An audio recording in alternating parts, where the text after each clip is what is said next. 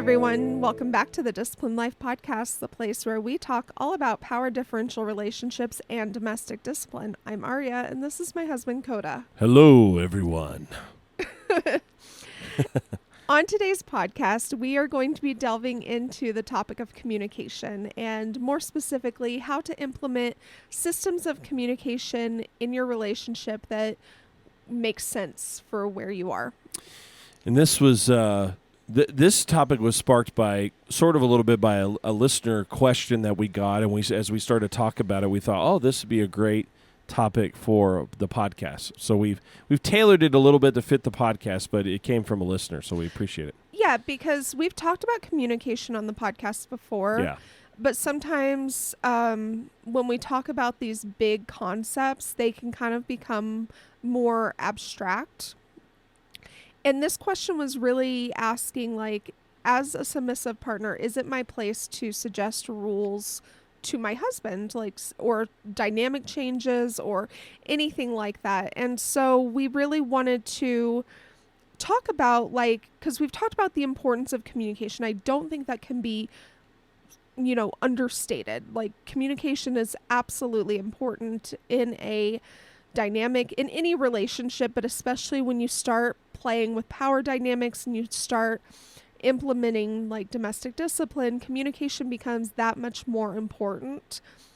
But this is really like, how do I communicate to my husband in a way that respects his authority, that honors his position in the relationship, that honors my position in the relationship, but I can still communicate my needs and my thoughts and my opinions. And so we really wanted to delve into the practicality of like how to set up systems of communication in a way that works in your relationship, that does not, undermine the authority of the husband, that does not raise the submissive partner's position higher than it should be. And all of that. So that's kind of where we wanted to take this conversation. Because, it is we've talked about this before, but it doesn't hurt to emphasize it is sometimes a fine line that you're walking there between can be doormat, dictator, or changing the dynamic a little bit. So you have to be very, very careful. You have to have those ongoing conversations. You have to have that communication to make sure that you're fitting everything where it needs to be, that everything is in its proper order. And these days, that can seem not only difficult, but it's almost like people are like, oh no, you can't make sure that everything is in its proper order, especially in a relationship, because that's bad. But it's a good thing. No, and I will say, like, as a submissive wife, it is sometimes it's hard for me to know kind of where those boundaries are, because like if you have a concept that you want to communicate to me as the leader of our relationship, you never have to second guess whether or not that you have the right to do that. No, that's true. You never, you may have to consider the best way to communicate that, but it's not a system of like, you want to make sure that you're communicating in a way that gives me the opportunity to have, questions or to, give feedback, but it's never a question of, should I communicate this? How should I communicate this? Yeah. You have something you need to communicate, and you set up a time for us to talk and you tell me. Where if I have something that I need to communicate as the wife, I have to really consider, is this something that I have to communicate to you? Right. If it is something that I absolutely have to communicate to you, how can I do that in a way that does not come off as disrespectful? Right. That doesn't come off as trying to take your leadership in the relationship away? How can I communicate in a way that honors your authority in my life? And so it is kind of a difficult line to balance. And it's something that I feel like a lot of women will come to a place where they're kind of feeling this pull between at what point do I honor my husband and his authority in my life? And at what point do I honor my needs, my thoughts, my opinions, and the ability to express them? And how where's that line? Where's that line, and how can I bring those two concepts together in a way that my relationship thrives, right, and that I have a happy and fulfilled life? Yeah. And that's, as we said, that is a hard balance to find, because on the flip side, I can tell you from a dominance perspective, from a husband's perspective, I struggle with that same thing. Where is it that I make sure that my wife's needs are met, that I'm holding her accountable to the things that she's asked me to hold her accountable to, and that I'm enforcing the rules, all of these things that we talk about, and at the same time, not going too far the other side where I'm a dictator and she's feeling like a doormat, and she's feeling like I don't get a say, you're not listening to me, you've just decided since you violated the rules, this is what's going to happen, and you're not listening to reason. Where is that line? And that can be tough to find sometimes. It can be hidden in the mist, if you will. It can, because, we had a situation happen this past week where,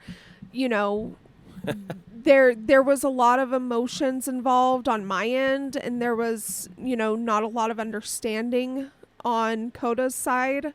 And we kind of had to talk through that and figure out what to do with that situation and how to proceed.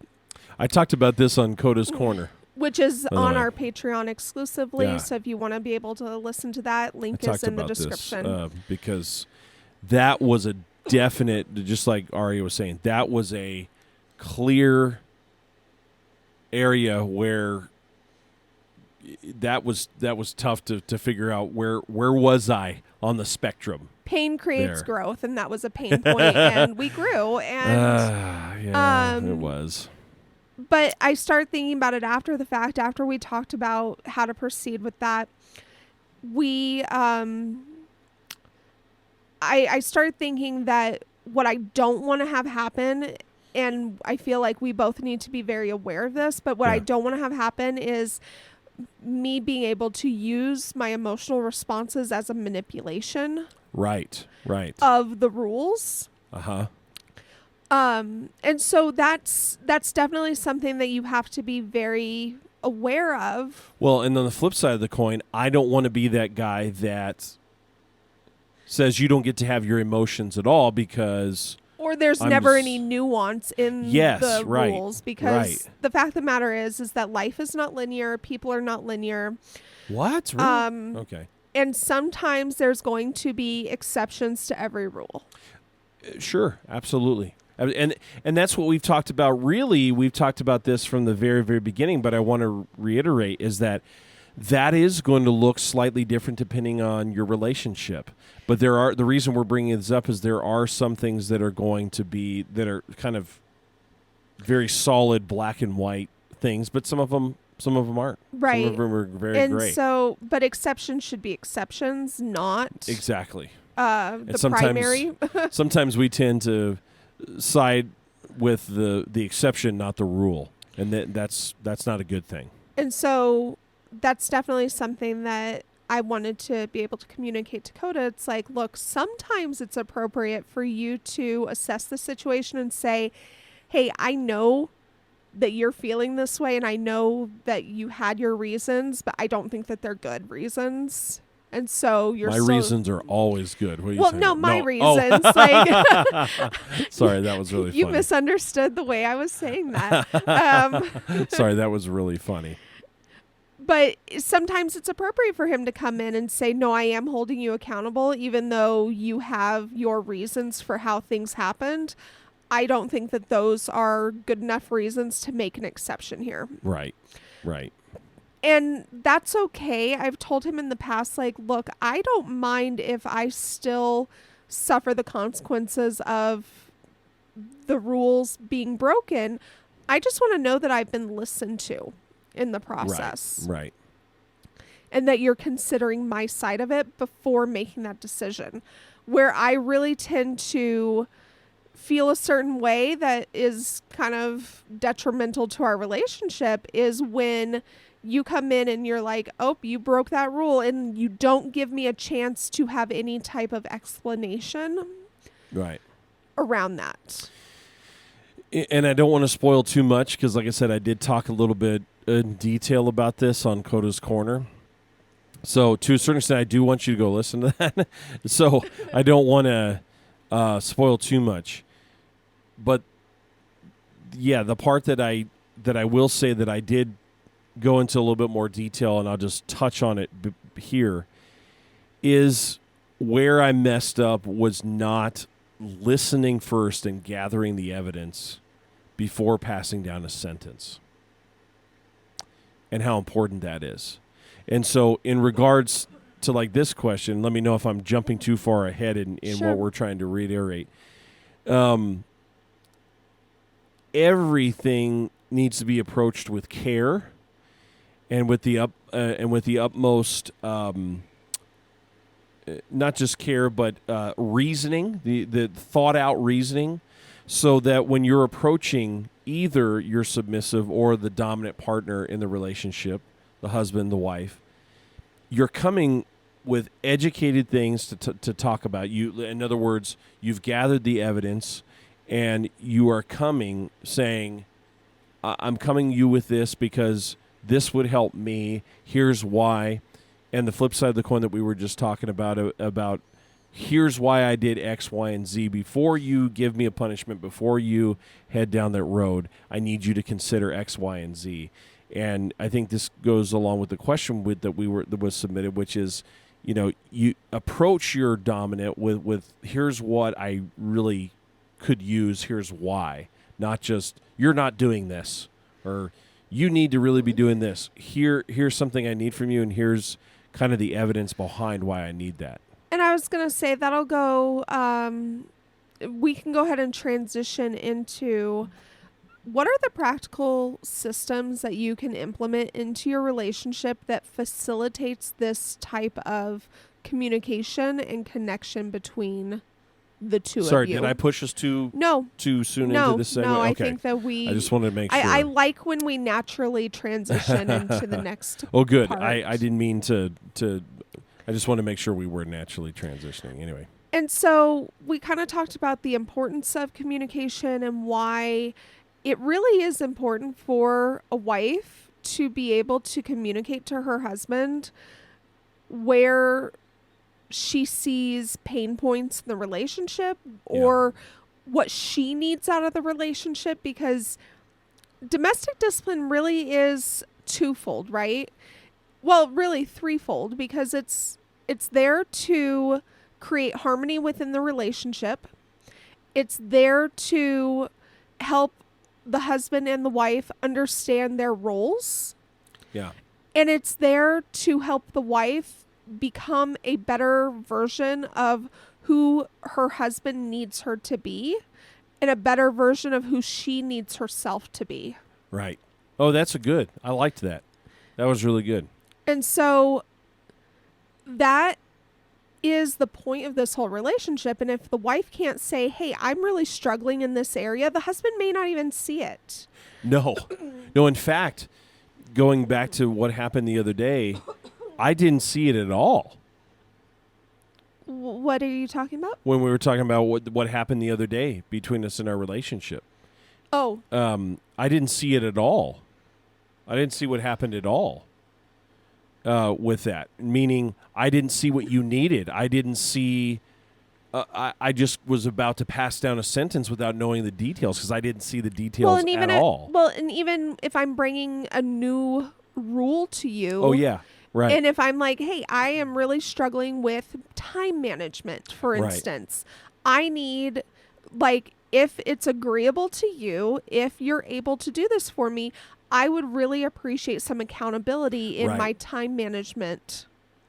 However that looks, if that's like, hey, I need to know that I'm accountable to you in order to do certain household tasks, or in order to stay on a certain schedule, or in order to whatever that breakdown looks like to you, it's okay to go to your husband and say, hey, I'm really struggling in this area, and you may not know that because I somehow always pull it through and I always get it done, but it feels really chaotic to me, and I really don't like how I am functioning in this area.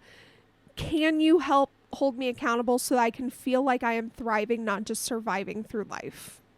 Yeah, and that's exactly what, because you've come to me with rules like that before that, yeah, I had no idea that you were struggling with that. To a certain extent, you don't care what time I come to bed. If it was completely up to you, no, that's true. It wouldn't bother you. No, because I've seen that you still have the ability to get things done around the house that need to be done and homeschool our daughter and all of those things. I've seen you be successful at those things. Sometimes I wonder how in the world did she do it on that much sleep? But yeah, I don't worry about it. But to you, but for me, I was feeling like I was really floundering.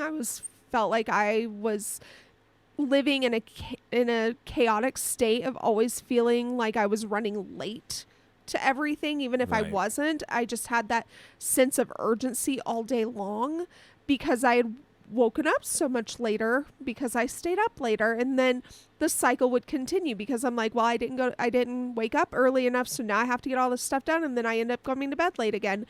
And so that was really me coming to you and say, hey, this isn't working for me, and I don't know how to break this cycle on my own. Right. And I need to know that you're going to be holding me accountable in this area so that I can break this cycle. Yes. Yeah. And that's the conversation. That's the perfect point right there, is having that conversation. And I wasn't mad when you came to me with that. I wasn't, oh, how dare you, come and suggest something. No, none of those things. It was like this. I didn't realize that was an issue for you. I didn't realize that was something that you wanted to change. Wasn't sure. Didn't realize you needed my help with that. And so to a certain extent, that was a little bit, it was freeing for me a little bit, or helpful to me, because it's like, oh, there's a tangible something that I can help her with. There's another thing that I can help her in this relationship with. And I think that it's also important to say that being able to have that self-assessment and that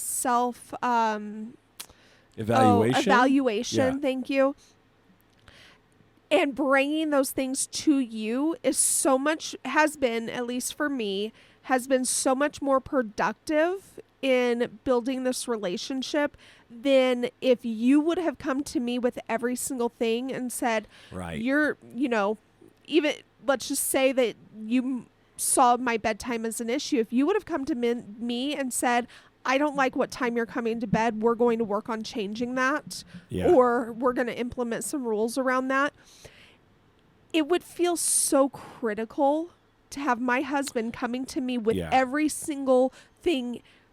Nitpicky. It'd feel a little nitpicky. It would feel probably nitpicky, and it would feel like, these are all the things that I find annoying, lacking, shortcomings that you have. These are all the things that, this is what I don't like about you. Right. These are all the things that make you a bad wife, and we're going to work on, that's how it would feel to me. It would feel very, very critical. And because I'm able to self-assess and bring, I would say, about 80% of the things that even you would want to change within our relationship and within my behavior, I have been able to bring to you and say, hey, I see these as problems too. Yeah. And then it makes it easier for me to accept when you're like, hey, I don't know if you've thought about this, but this is an issue that I'm seeing. Well, it's made it easier for me to accept that from you, because I'm already looking at myself in a with like a self-assessment mindset to say, okay, what are the points that require growth, and how can we facilitate that? And it feels more productive than my husband coming to me and saying, I need you to start doing I need you to start doing X, Y, and Z, and me feeling like, well, I was gonna, like, I see those as problems, but I didn't know he saw them as problems, and what else is he not telling me? It would make me more self-conscious as a woman to think that my husband sees me in a critical way. Yeah, and in terms of when you were saying bringing those things to me, one of the things I didn't do so well a few days ago, and it's something. What was so bad about what had happened is that I did the exact thing I preached to my family about, which is not to make an assumptions. But guess what I did? I made an assumption. And if you don't have those things, if you're not bringing those things to me, I'd make a lot of assumptions, which means I'd be making a lot of stupid, dumb decisions, dumb and stupid conclusions and rules that are probably not helpful. And so it has been good that you've come to me and said, I need help with this. I need you to hold me accountable in this area. I need you to do X, Y, and Z, because then I don't have to assume and make a dumb decision. Exactly. And so to list it out, we kind of went over the first one already, but the first thing that you can do is, and we did this a lot, especially when we were first establishing our relationship, is sit down and have times where you can have open communication about rule building and about structure building within your relationship. Yeah. When we were first setting up our dynamic, we would sit down weekly or bi-weekly. Yeah, especially weekly at first. First, and just say, how did things go this week?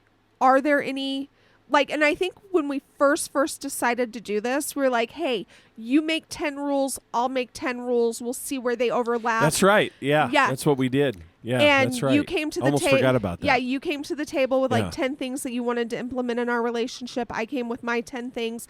We saw where they overlapped. We did not implement all of those things at once. We just wanted a base level of where we were at and the goals we had. And we started with one or two things at a time, and we then would assess, how did those go? Are we ready to pick something else off this list? Yeah.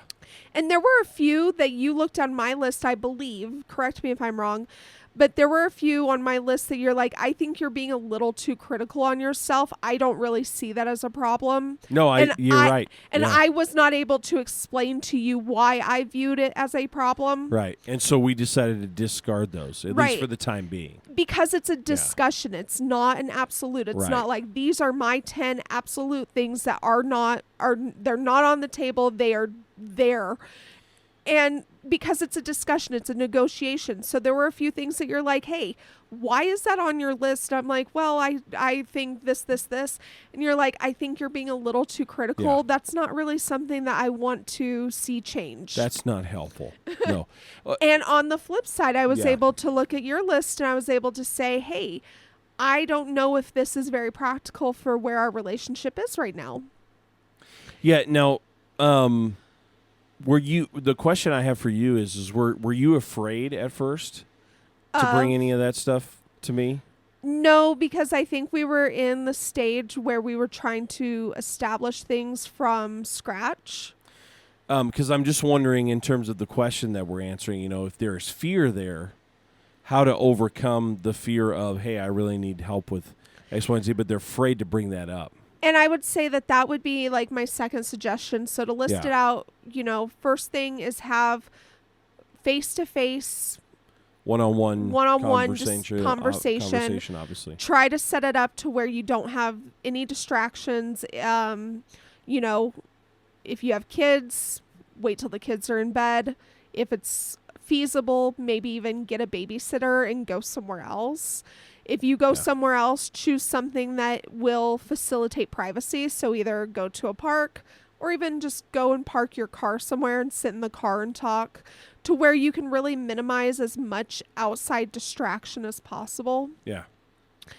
And the second thing I would say is, if there is fear there, it may be more appropriate or more practical to implement a journal system where you can, and we've done this and we're still kind of building this skill a little bit in our relationship, but a journal system where you can write it down and say, I don't know how to approach you with this, but I really, I really want to suggest a new rule in our relationship. Here's the rule that I really want to suggest, and here's why.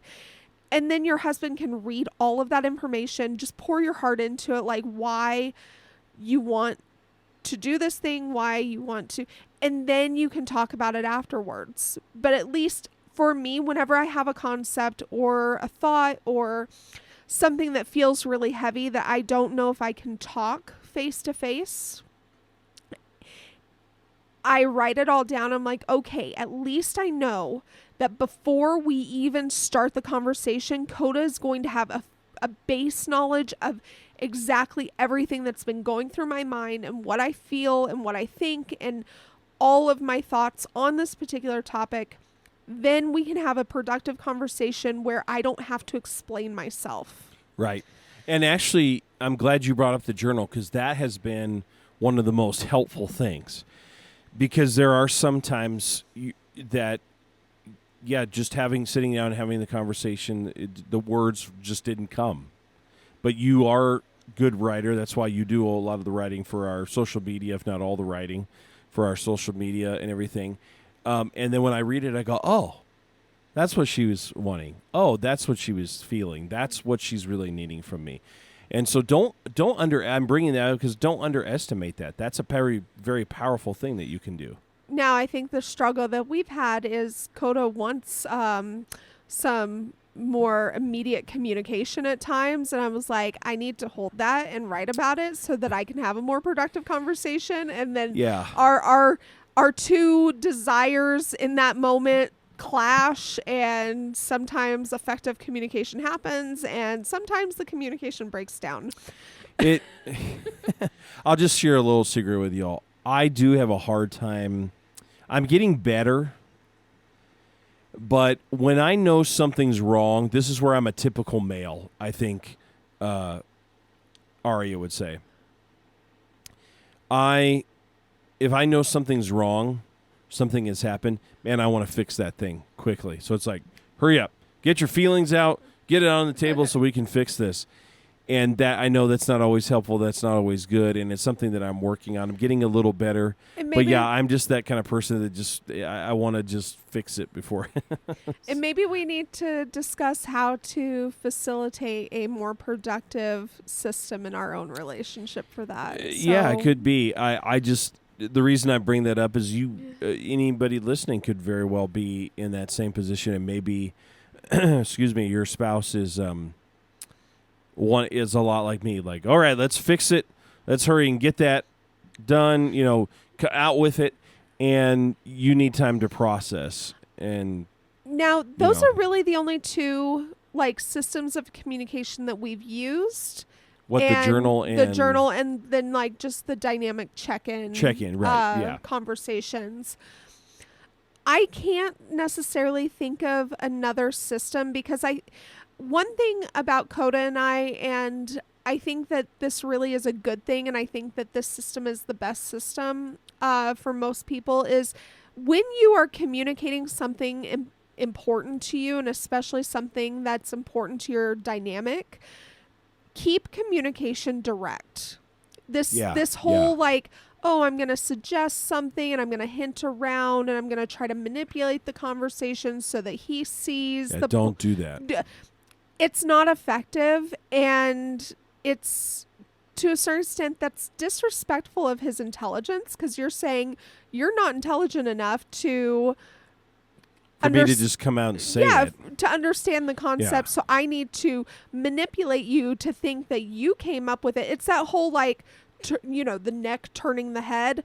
That is when you step out of your position as a submissive wife and you try to manipulate your husband's authority to benefit you, is when you start manipulating his thoughts and his process in order to get what you want. Yeah, and to kind of piggyback on that, that's where I've always said that I'm a typical male, but that's okay from the standpoint that ladies, you need to understand, and you may have heard this before, but it is absolutely true if he's being honest with you. Hints do not work. Subtle hints do not work. Just come out and flat out say what you need. He doesn't have time to play with crossword puzzles and stuff. He doesn't have time for that.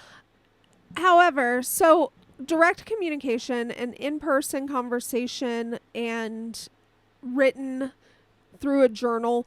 Also, if it's appropriate, if you're like, hey, we can't get away, we have to be able to talk while our kids are in the room. Sure. Maybe even something like text messaging. Sure. I mean, use technology, use the tools at your disposal, right? I am pretty sure that there was one point that I was like, hey, I have this whole internal dialogue going on in my mind, but as soon as I try to say the words that are going through my mind, I physically can't. Yeah.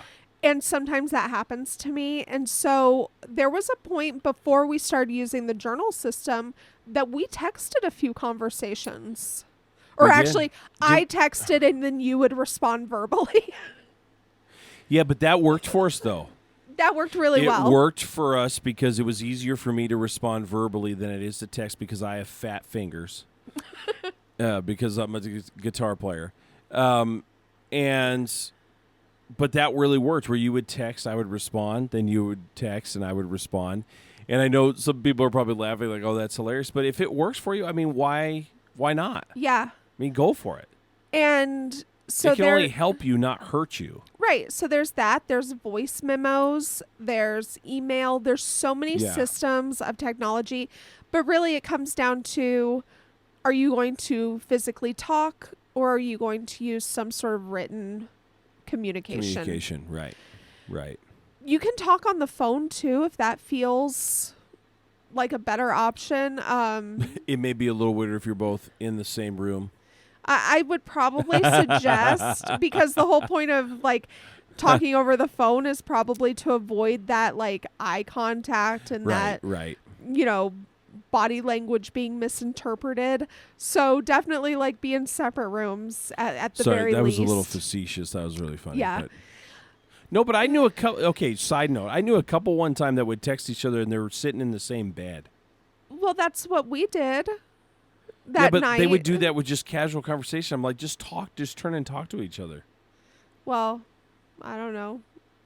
I don't know. Like I said, side note. Anyway. But so you have written communication, you have spoken or in-person communication, and those are really the two systems that you have to figure out within those systems what avenue works best for you.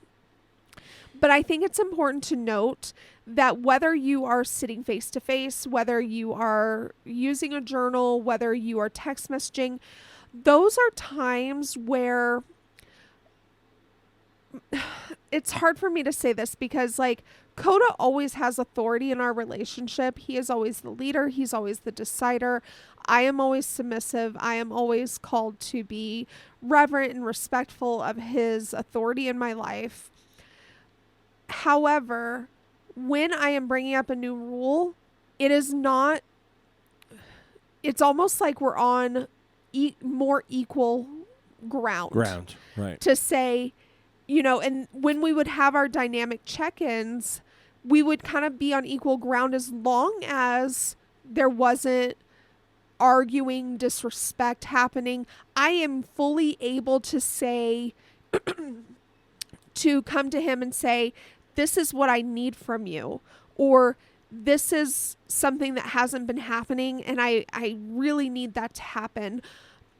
I am able to give him an assessment of how his leadership has been affecting me, whether that's good, bad, or other. I'm able to say, hey, we talked about this last time. Have you been trying to implement that because I haven't really seen it? And this is why. And then he's able to do the same with me. He's able to assess. Two-way street. Yeah, it's absolutely a two-way street. And then I can say, here's a new rule that I want to suggest. This is why I need it. And we're able to really have a productive two-way communication on neutral ground to a certain extent, with the caveat that I am not allowed to become argumentative. I'm not allowed to become sassy. I'm not allowed to become disrespectful. All of those things still stand. So it's basically like we strip it down to the most basic form of communication. To the most basic form of our dynamic, yeah. so that we can then have communication that goes beyond that baseline of how we normally function. Yeah, and just to kind of piggyback on that, if for some reason this is, again, going back to a little bit of causing fear and anxiety by bringing this stuff up and everything, because it very well could be, and this is not a judgment thing, but I think you have some deeper things happening in your relationship that you need to get fixed first. Maybe. And that's why I'm saying maybe.